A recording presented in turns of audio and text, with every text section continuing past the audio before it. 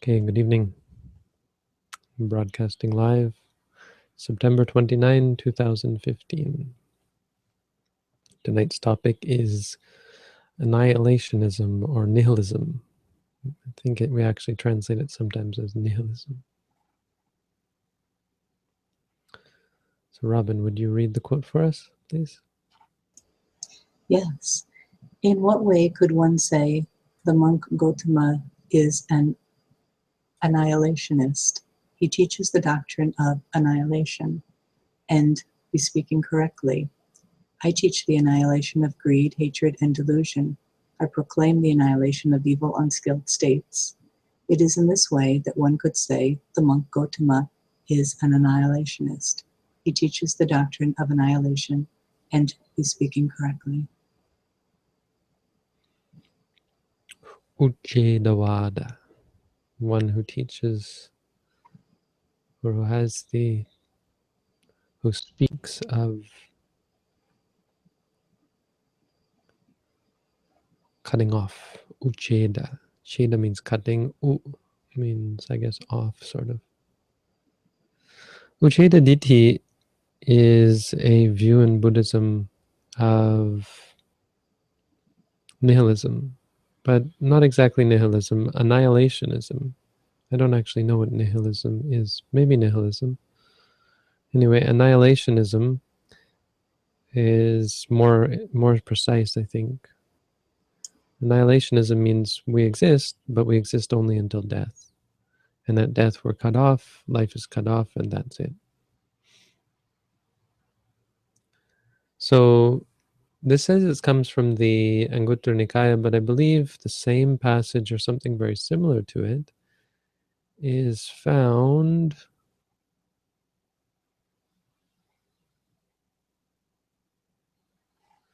in one of the suttas. Which one? My memory's going. Anyway. There's a sutta where this Brahmin comes to the Buddha and... that's right. It's in the introduction to the Vinaya. Let's see here. Vairanjakanda. Tena samayena buddho bhagava vairanjayang viharati. We chant this actually, this very beginning. We chant the beginning of the Vinaya, the beginning of the Digha Nikaya, which is the sutta, and the beginning of the Abhidhamma, and it's our way of chanting the whole Tipitaka. It's just a little bit. They do in Thailand. So this first paragraph of the Vinaya, Tena samayena buddho bhagava vairanjayang viharati nale rupuchi mandamule. Is dwelling at the bank, dwelling under at the root of the Nalerupuchi tree, I think, with a great Sangha. And then the Brahmin Vairanja came to see the Buddha because he heard Samano Kalubho Gotamo Sakya Putto Sakya Kula Pabbajito Vairanjayang Viharati.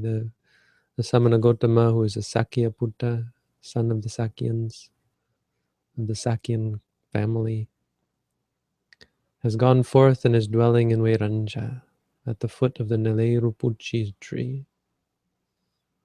Or maybe it's the Nalerupuchi Manda tree, with a great number of 500 monks. And about this blessed teacher, a Kittisada, a fame or a good reputation has been spread. Kalyano Kittisado Abugato has been spread. Itipiso Bhagava, indeed he is a blessed one, Arahang, worthy, Samma Sambuddho, a fully self-enlightened Buddha. Vijja Charana Sampanno, endowed with conduct, knowledge and conduct. Sugato, well gone. Lokavidu, a knower of worlds. Anuttaro is unexcelled or unsurpassed. Purisa Dhamma Sarati, the trainer of people who are trainable. He's able to tame those who can be tamed. Sattha Deva Manusanang, a teacher of angels and men, or angels and humans. Sorry. Buddho, he is awake or enlightened. Bhagava, blessed or fortunate. So imang lokang sa devakang sa marakang sa brahmakang sa samana brahmaning pajang sa deva manusang. Sorry, this is long. He's just talking about, he teaches in this world with its angels and men and maras and so on. Sayang abhinyasa chikatva pavedeti. He makes clear, having realized the truth for himself, realized higher knowledge for himself. He teaches the Dhamma adi kalyanang majje kalyanang pariyosana kalyanang. Sorry, I'm getting in deep detail with the sutta and not getting to the quote, but this is a common repeated phrase that people have heard about the Buddha. He teaches the Dhamma that is good in its beginning, good in the middle, and good in its consummation, together with its meaning and the letter, and the meaning and the letter. Kevala paripunang, perfect in all ways, parisuddhang, pure. He teaches the pure, holy life that is pure and complete in all ways. Sadhu ko panatatarupanang arahatang dasanang hoti. Sadhu means good, good indeed. And indeed it is good to see dasanang, the seeing of such, of an arahat, a holy one who is like this, is good. The seeing of such a one is good. And so he went to the Buddha. And he accuses the Buddha. He says, so I've heard that you don't pay respect to old Brahmins. When old Brahmins come to see you, or when you go to see them, you don't stand up and salute them. You don't give them this respect of holding your hands up. You don't treat them as your superiors, even though they're old and advanced and so on. Is that true? What do you think the Buddha said? The Buddha said, Nahang Brahmana pasami. I don't see Brahmana in this world, yada, yada, yada. Someone who I should pay respect, someone who I should stand up for, someone who I should give the higher seat to. Not a very compliant thing to say, it's a bold thing to say. I don't see anyone that I should pay respect to. If anyone else said that, we wouldn't get away with it. In fact, he doesn't get away with it, because the Brahman doesn't realize that this is a fully enlightened Buddha, and you can't be higher than a Buddha.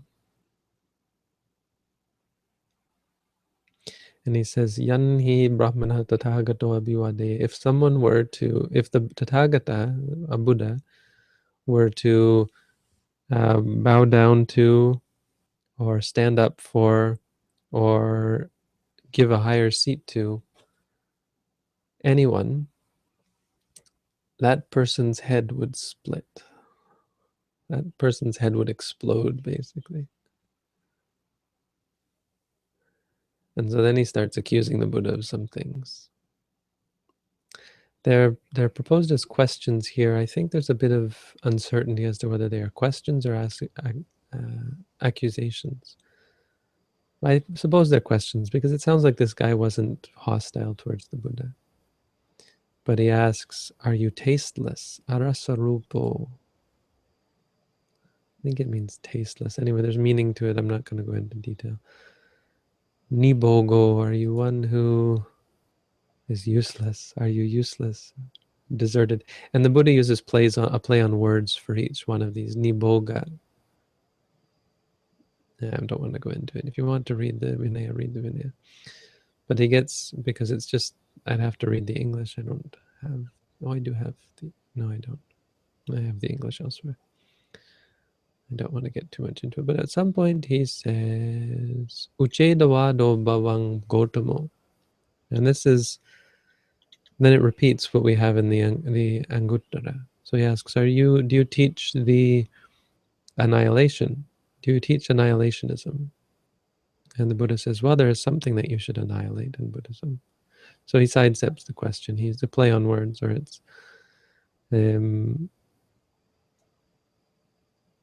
he gives another meaning to it. And that is that we call for the annihilation of greed, anger, and delusion. The whole section is worth reading. Akiriyawada, do you teach inaction? Because there were people who taught at the time that the way to become enlightened is to not do anything, to stop doing anything. Don't eat, don't walk, lie down and die. That's the best way. The Jains taught this sort of thing, Akiriyawada. Or no, maybe Akiriyawada is, anyway, they're different. Akiriya could mean there's no karma, there's no result of karma. I'm not sure, but there were different views. And the Buddha says, well, I teach the non-doing of any evil.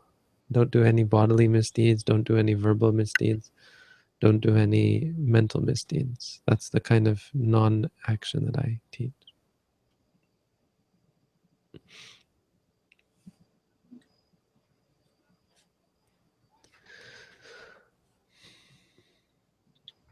But, so, the Buddha doesn't teach the annihilation at the moment of death. On the other hand, it's an easy one to misunderstand because he doesn't teach the existence of a self to become annihilated. So, anyway, it gets into complicated explanations.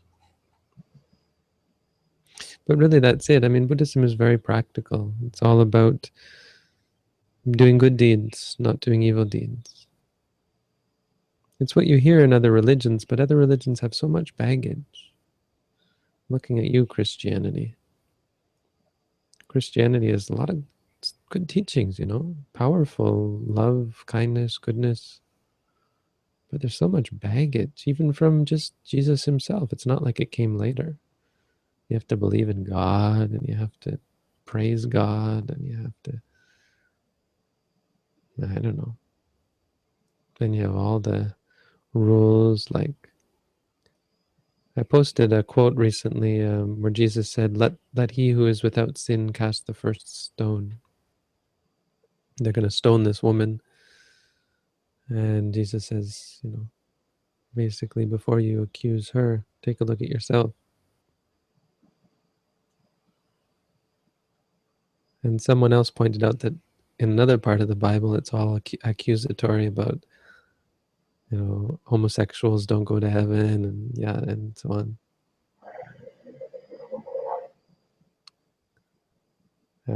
So yeah, I mean, absolutely, I'm not a Christian apologist, but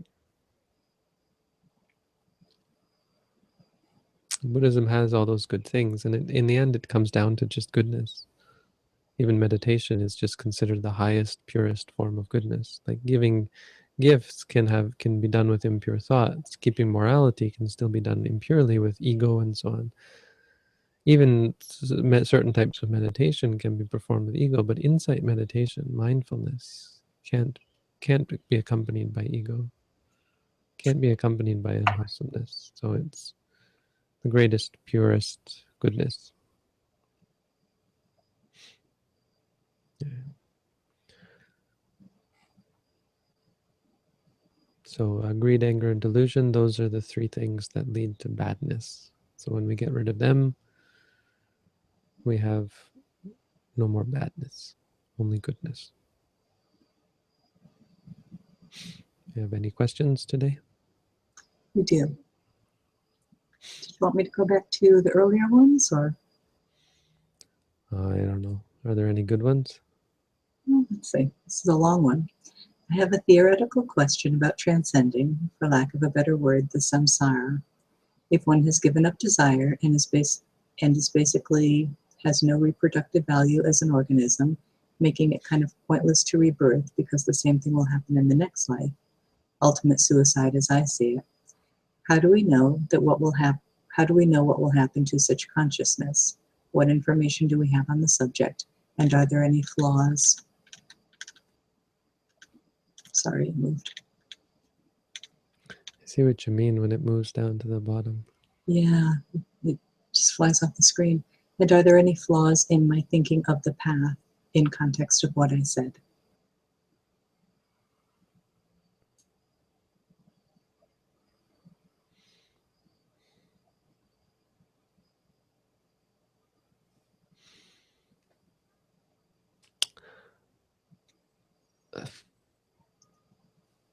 I mean,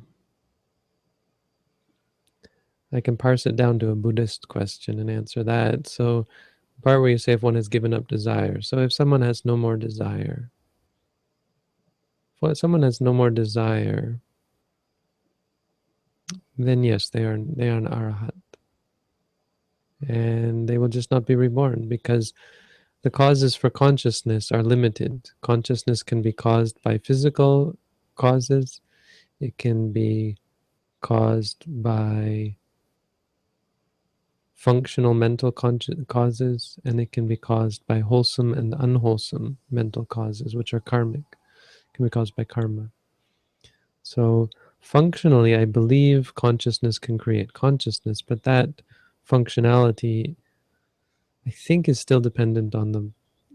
No, not really, but it's limited. At the moment of death, the only process that is able to continue because the um, physical body breaks down and loses its ability to create consciousness. Um, the only the only power that can continue to create consciousness is wholesome and unwholesome intentions. Now, an arahant doesn't have either. They don't have any intention for future becoming, which requires desire. So they have no desires, they have no hopes, they have no wants, and because of that, there is the ending of the succession of experiences. So that just happens naturally.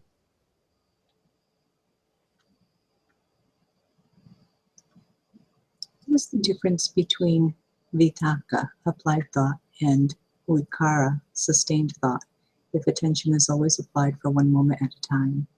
What is sustained? Thank you, Bhante. Sustained means the same object, sustained on the same object.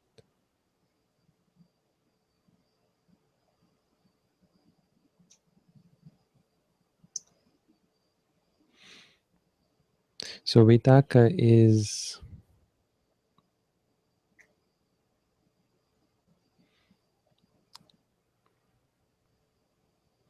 yeah, I don't really know. That's a good question because you can't say one of them is sustained. It's not true. But it's something like the vitaka is the going to the object. It's like starting from zero again. So the flavor of the consciousness would be, you'd have to, there's a repeated um, mind that adverts to the consciousness. I think it's, what you really should do is look at the Abhidhamma mind states for like the first jhana and see exactly what's going on there. Because the sutta description, I think, is, I'm not sure if it's conventional or not, vitaka and vichara.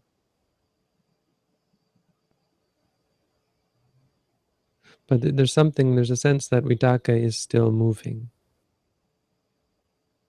Vitaka is still not fixed on the object. So the quality of consciousness will be less strong, less fixed or certain. I don't know. I don't, it's not something that's not something we deal with that much in this tradition. But I wouldn't worry too much about it because in the sutta, especially, the Buddha puts them together, vitaka and vichara, and they disappear together in the suttas. So you consider that like the thinking about the object. When you enter the second jhana, that discursive thought or that thinking about the object disappears.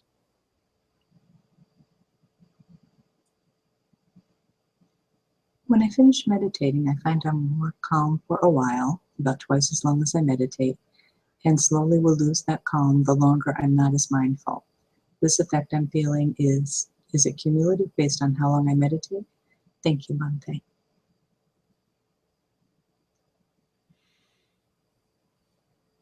I don't want to encourage the attachment to such calm states, but it's not really what you should have is an overall general sense of greater calm in your life and greater stability. Of course, that too will fade.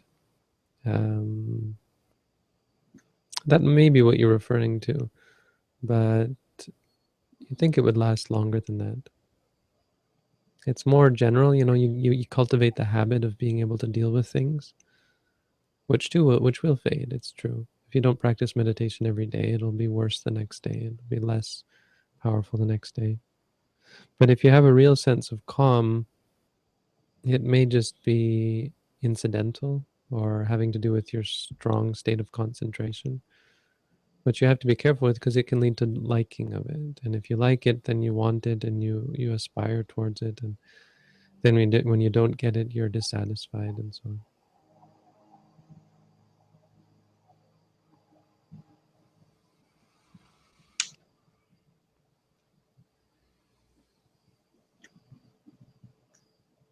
Bhante, I was thinking about your early exposure to Buddhist life that you were talking about yesterday. Was there a certain event or realization that elicited your devotion to the Dharma, or was it more gradual? I'm not allowed to talk about my realizations, sorry. I mean, if any potential realizations, should I have them? I could talk. We're allowed to talk about it amongst monks together, and we do. So there was one monk who used to come up and say, "How many minutes have you had cessation?" And what did he say about? He got like 12 hours or something like that. So monks do talk about it. Not Are much. they competitive? Sorry. Are they Oh, competitive? he was a wonderful monk. I really liked him, but he was a little bit wacky. Big, fat guy, big guy. And sorry, fat is actually not an insult in Thailand, not as much as it is in the West. So I don't know whether it's rude to say he was fat, but he was big. But really not so fat actually, just big, and he could walk like 30 kilometers or something. So he was the monk I walked at night with for hours before my teacher said that's just exercise. He said exercise bep falang. It's a Western way. Exercise. It's not walking meditation.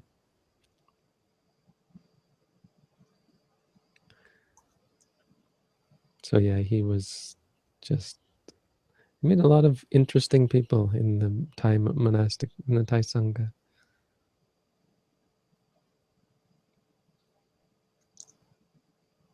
When feelings such as pain or itching arise, is it better to note them with more specific labels like pain and itching, or more general labels like feeling? I would prefer pain and itching. Feeling is more for when you're not sure. You just get a feeling out of it. You don't have any specific word for it. But if you have a specific word, you're better off saying pain or itching. One day lately, when I meditate, I notice thoughts that seem to arise in my mind without any cause. Their appearance seems to be so random and inexplicable that I cannot discern what causes them to arise in my mind.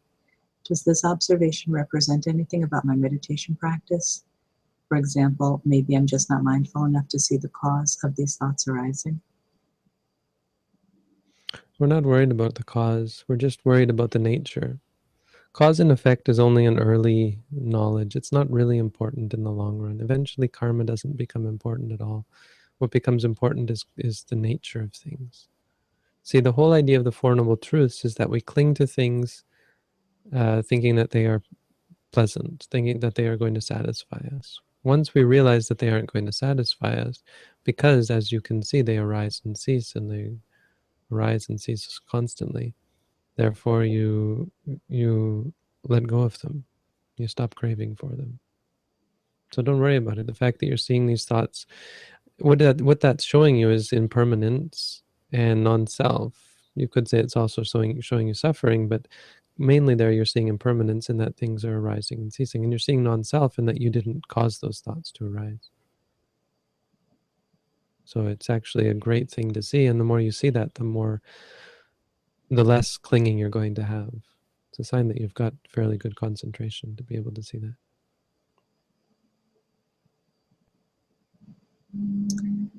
This is kind of a silly question, but what mantra should one use when the feeling of bloating arises?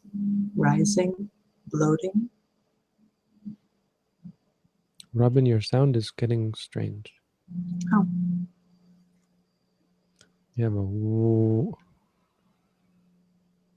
No, I think that's actually out on the road. I think there's some big vehicle going by.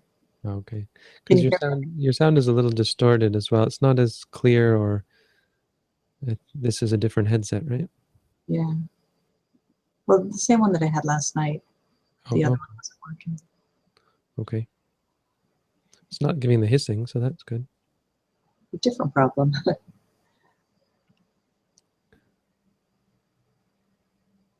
Sorry, what was the question? Bloating, right? If you feel bloated, you could say feeling, or bloated.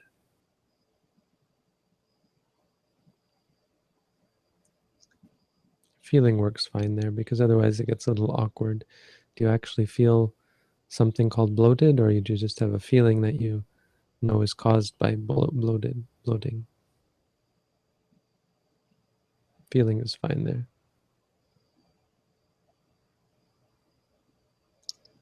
Are all enlightenments the same? In other words, if it is attained through Zen or Tibetan Buddhism, are they different? Curtis, I'm going to click on your profile, and yes, you've never meditated with us. So I'm going to ask you to read my booklet on how to meditate, and take some time to meditate in this. You don't have to, but that this community is a meditation community in our tradition. Your question isn't bad. It made me think, this is probably someone who's not meditating with us. And it's actually not a bad question. So the answer, it's just hard to answer, no?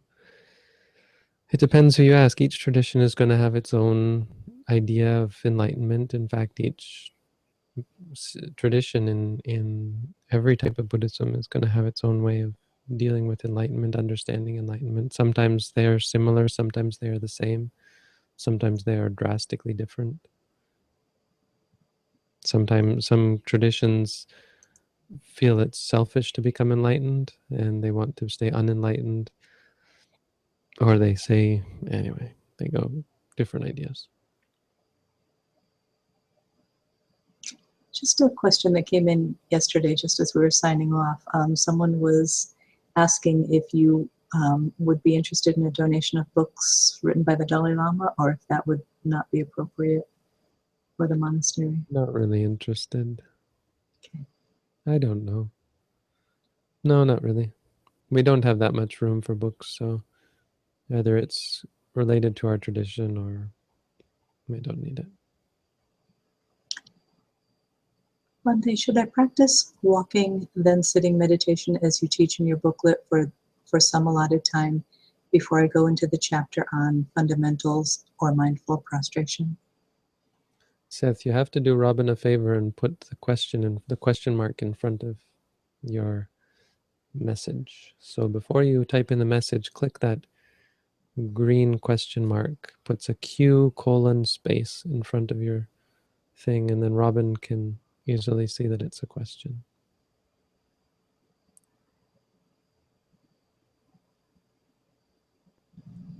Though you can read the whole book. I would read at least the first 4 chapters, right? The 4th chapter is on fundamentals. Yes, I think that's what he's asking after the, should he go on? Oh, okay. So you should read, it's true, actually, if you read the first 3 chapters and then practice them for some time, it'll make more sense, because the fundamentals doesn't really make that much sense until you actually try it.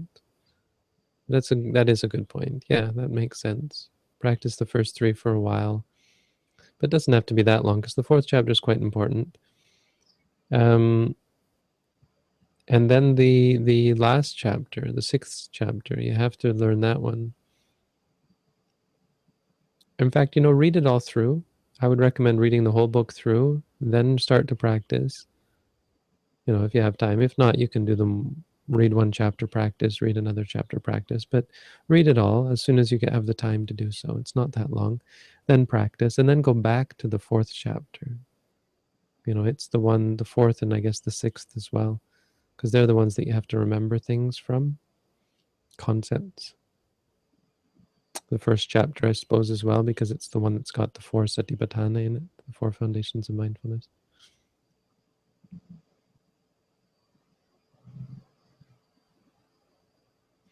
It's not enough a book. Is that a criticism of it, or does that just mean it's not enough to call it a book? I don't think he's critical. Do you think it should be longer? No, it's good enough. No, we have yeah, a second volume coming out sometime in the uncertain future, yeah. if I don't Sometimes die it's easy first. to just read about meditation and never get around to meditation. So a nice booklet is just the right size. Yeah, you give people very little and push them and say, I'm not telling you anymore until you meditate. That's right. You don't want one of these thick books on Satipatthana. You're thinking, what am I going to read that for? The Heart of Buddhist Meditation is like this thick. I mean, it's a good book, but Mahasi Sayadaw's books on meditation are very thin, and that you can't read them through because you get a little ways and you think, okay, I better go meditate. That's a book. When you read a book and you can't finish it because you feel guilty because you're not meditating.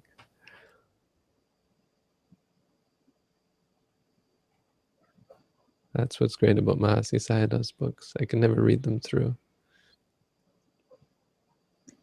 Darwin, I'm not sure if it's a question or a comment. Not sure if I'm right, but any Vedana that arises is just Vedana?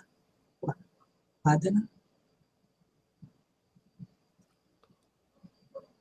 Not sure if that's a comment or a question.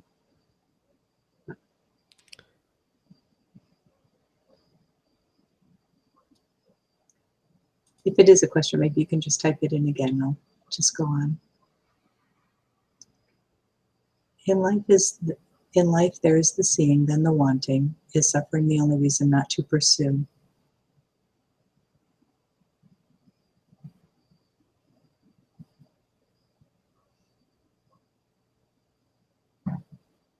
I'm sorry. Maybe my mind is fried, but I can't figure Is, that one out. is suffering the only reason not to pursue what you want or wanting? Yes, suffering is the reason not to pursue. It's not worth wanting.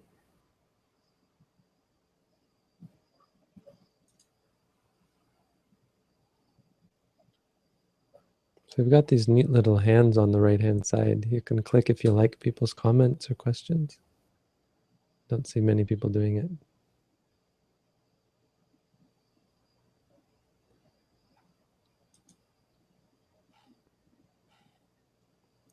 Might have to make it a little bit different, look a little different.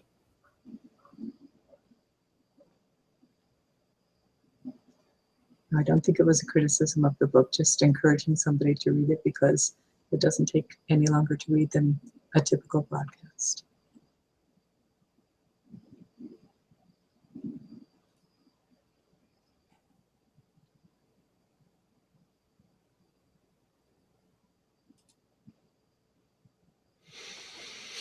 Yeah, is that George? G-O-R?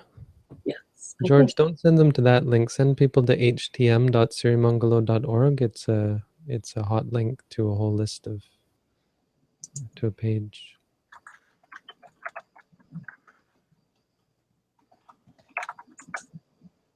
It should work, right? HTM. Are you typing it, Robin? Yeah, there we go. Oh, you need to put the HTTP before it. Yeah, otherwise it won't come up as a link.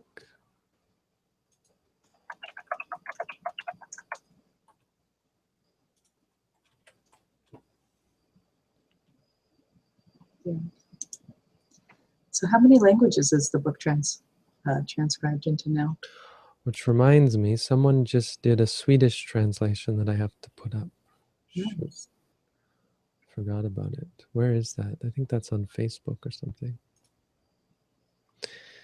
So yeah, big announcement that I should have told everyone weeks ago, or a week at least. We have a Swedish translation, so there you go. Yay. Are there other languages that you're looking for, or that Well, if you go to that link that you just posted, Robin, you'll see translations in progress. Oh, okay. And you know, progress is a bit used a bit loosely there. I'm not sure how many of them are actually progressing. Okay. So The Hindi one is supposed to be done, but I don't know what happened to that. So if by chance someone was able to translate into Croatian, Czech, Finnish, Persian, Polish, or Thai. Well, they might want to get in touch with me because we have at least partial translations of some of those. So don't do it. If you have a language that's not on either of the lists, you know, that is something that is definitely of interest. You know, adding languages to the list. But ones that are already underway, you should get in touch with us first because it might already be underway.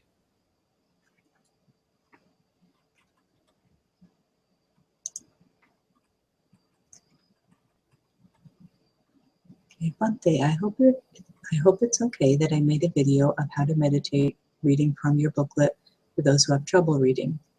I went into the Kaya, Vedana, Chitta, and Dhammas a bit more, explaining what they mean for my own sake for remembering. I hope it's okay. I'll make sure to add link to the book as well. You made a book, not an audio, a book, right? Or an audio book? I think an audio book. A video. Oh, a video, I'm sorry. Hmm.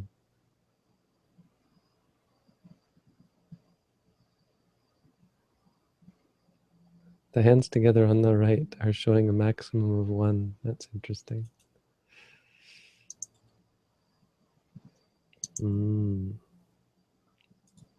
Yeah, that's fine. Sure, make videos. Absolutely. It's in the public domain, so do what you want with it. Apparently, I said that about the Chakupala. You know the Chakupala workbook? Apparently, someone's selling it on Amazon. Really? Apparently. It's got to be bad karma. Yeah.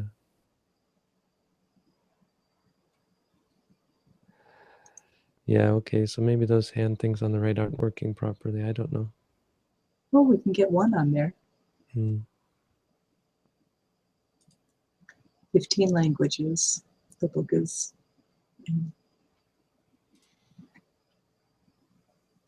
Anyway, I think I'm going to figure out how to put the Swedish translation up and why the hand things aren't working, but first I'm going to say goodnight. Thank you, Bhante. Thank you, Robin. Thanks everyone for tuning in. I'll see you all tomorrow.